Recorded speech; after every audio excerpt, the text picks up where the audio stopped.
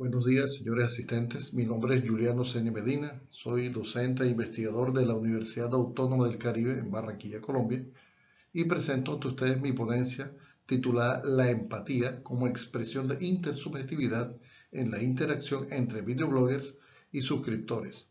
Esta ponencia condensa parcialmente los resultados de mi investigación doctoral titulada Videoblogs o tubes en Internet del enunciado al discurso, dirigida por la profesora Mariela Mendoza, y también algunas investigaciones libres tutoriadas por la profesora Irida García de Morelos. Bienvenidos pues a esta ponencia que voy a compartir.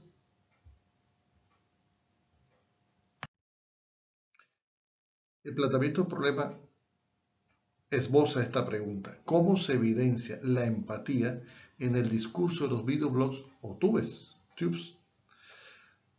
Partamos de la base que los videoblogs son espacios de interacción entre el enunciador, entre el productor del video o videoblogger y sus suscriptores, es decir, son espacios intersubjetivos. Esa intersubjetividad es reconocer que hay un otro análogo a mí con mis cualidades, un humano. Precisamente ese es el fundamento de la empatía, ¿no? Reconocer que el otro es un análogo a mí, ¿sí? Y tiene mis mismos sentimientos, mis mismas afectividades, mis mismos problemas incluso, y yo tengo que saber comprenderlo. Entonces vivir la experiencia del otro en mí mismo para poder comprender precisamente a ese otro que está frente a mí. El objetivo de esta ponencia es develar la circulación fenomenológica de la empatía en los videoblogs mediados por las redes sociales. Para fundamentarnos teóricamente, acudo a tres autores. Uno es José Cortés, que nos habla de que en el discurso hay un contrato tácito entre el productor del discurso, el enunciador, y el enunciatario, ¿sí? Fundamentado en la credibilidad y en la confianza que surge entre estos dos extremos.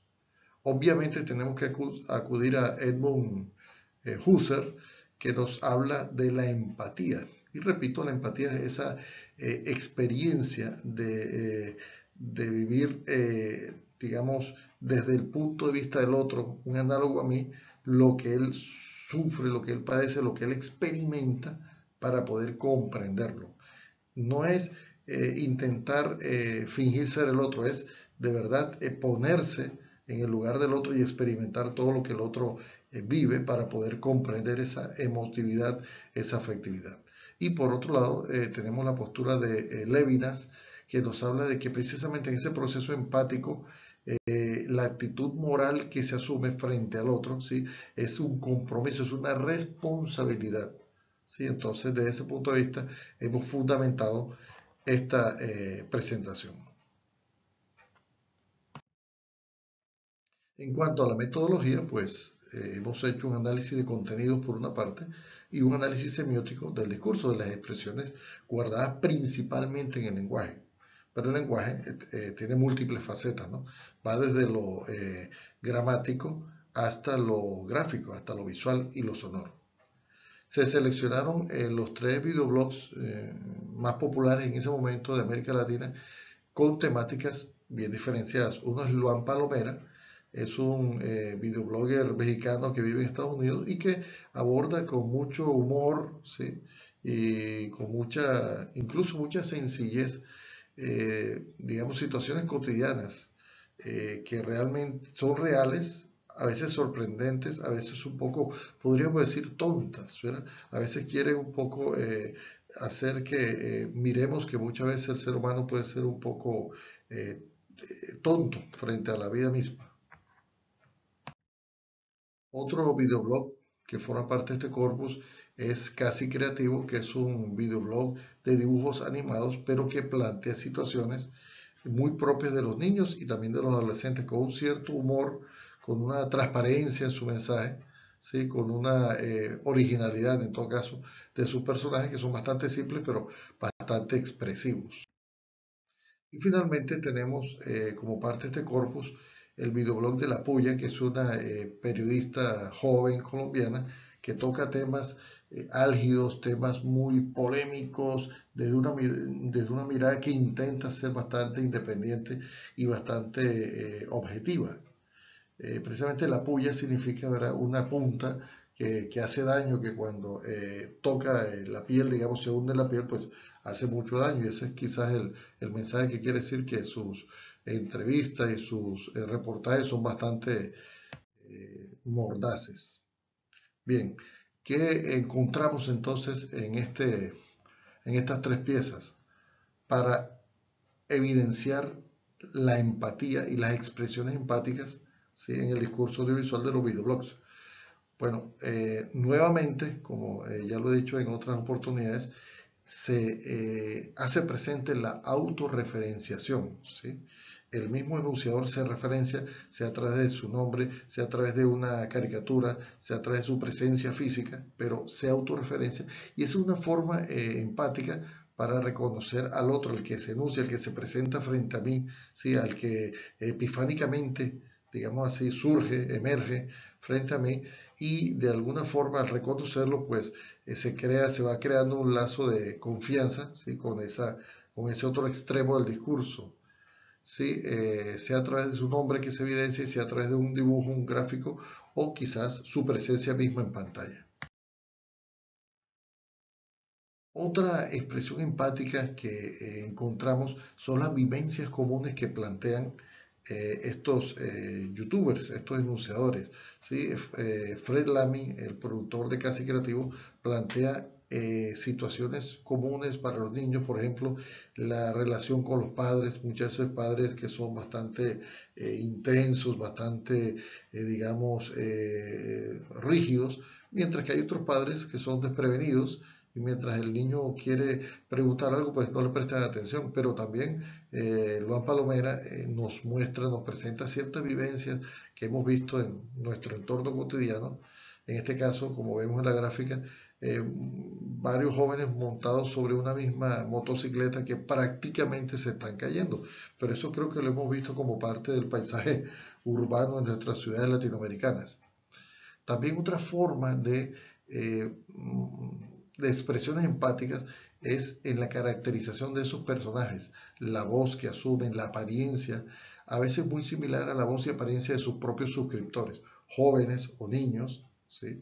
Entonces es una manera también de buscar acercarse y promover esos lazos emotivos y afectivos entre el suscriptor y el enunciador. En esa caracterización de personajes, ¿sí?, podemos traer a colación el capítulo de La Puya, esta youtuber colombiana periodista que trató puntualmente el tema afro, y como particularidad para ese capítulo trajo una presentadora afro y la vistió con el vestuario propio de los afro.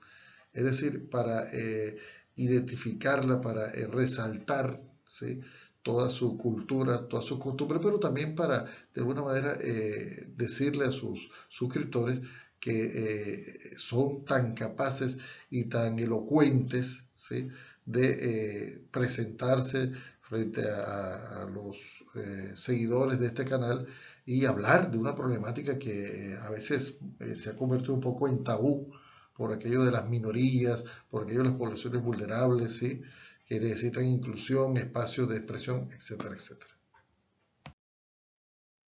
También se nota esas expresiones empáticas, ¿sí?, la evidencia de la empatía en el código de la lengua común, el castellano, ¿sí?, utilizado no solamente al momento de narrar el enunciador, sino también en los textos, ¿sí?, en los textos que aparecen en pantalla. Por ejemplo, Fred Lamy en Casi Creativo resalta el capítulo tipos de padres, o por ejemplo cuando Luan Palomera quiere hacer un apunte, ¿sí?, un comentario jocoso, coloca esa expresión tremendo gordito.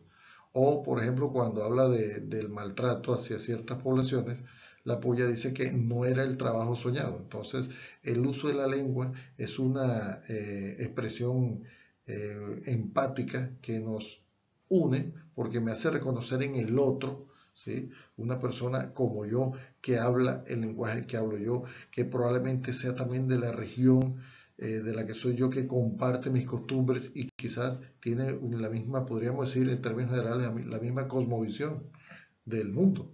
Entonces eso es un encuentro, ¿sí?, un encuentro empático entre el que yo veo en pantalla y yo. Entonces puedo reconocerme en él, puedo sentirme análogo al otro, a ese que está frente a mí. El dibujo animado y el humor particularmente también son dos formas empáticas, porque vencen muchas barreras, vencen muchas resistencias, ¿sí? Es una manera de agradar.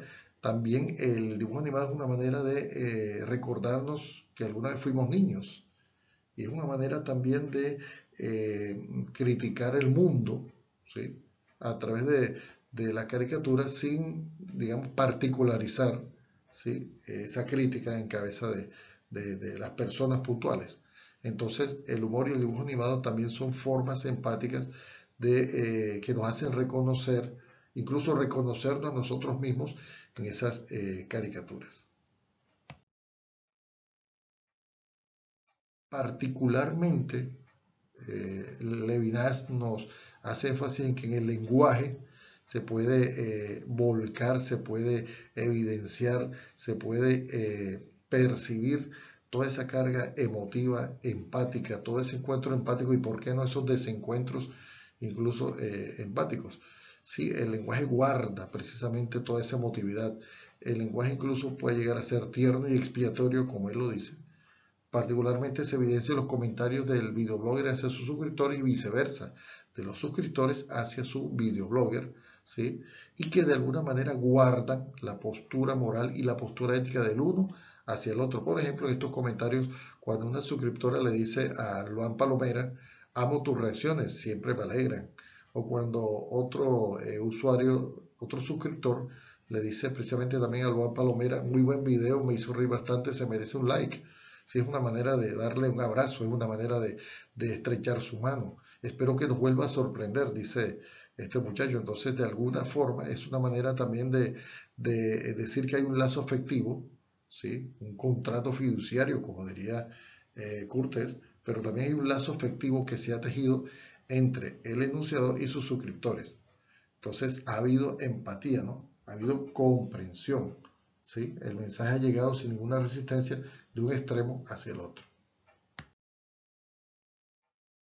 También la manera como se representan las situaciones, ¿sí? Recreando muchas veces esas vivencias cotidianas, guarda esa postura ética y moral del enunciador hacia sus enunciatarios, es decir, hacia los suscriptores, es decir, la manera como el mismo enunciador ve el mundo. Por ejemplo, en este capítulo de Casi Creativo, muestran a un padre que es prácticamente un Hitler, ¿sí? Autoritario y exhibe la correa, uno de los principales artefactos de castigo de los padres hacia los hijos, de alguna manera un instrumento retrógrado, pero nos trae reminiscencias de nuestra niñez y nos hace saber que esa persona que enuncia, ese animador que hizo esa construcción de esa vivencia, comprende, sabe lo que es eso y lo ha puesto en la escena. O cuando la Puya, por ejemplo, nos reitera que la población afro representa el 10% de los desplazados aquí en mi país, en Colombia. Entonces, también es una manera de resaltarlo, de ponerlo de plano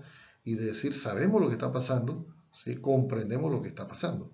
Desde ese punto de vista, pues también las temáticas abordadas constituyen muchas veces una crítica y una denuncia, y de alguna forma, al denunciar, pues esas minorías también se van a sentir aludidas emotivamente, se van a sentir importantes, se van a sentir visibilizadas y entran de alguna forma en un lazo afectivo con el enunciador, en este caso con la puya.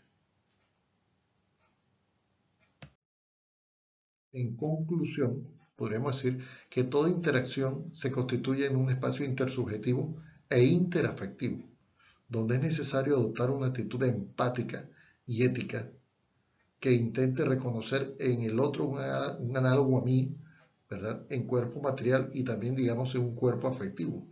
Particularmente los videoblogs, los sujetos que interactúan lo hacen a través de las situaciones planteadas, los comentarios, las expresiones lingüísticas e incluso las extralingüísticas. Tenemos el vestuario, ¿sí? Tenemos todo aquello que se representa en pantalla lejos de la voz y del texto. Es decir, la empatía está inmersa en todas las formas del lenguaje, lingüístico y extralingüístico.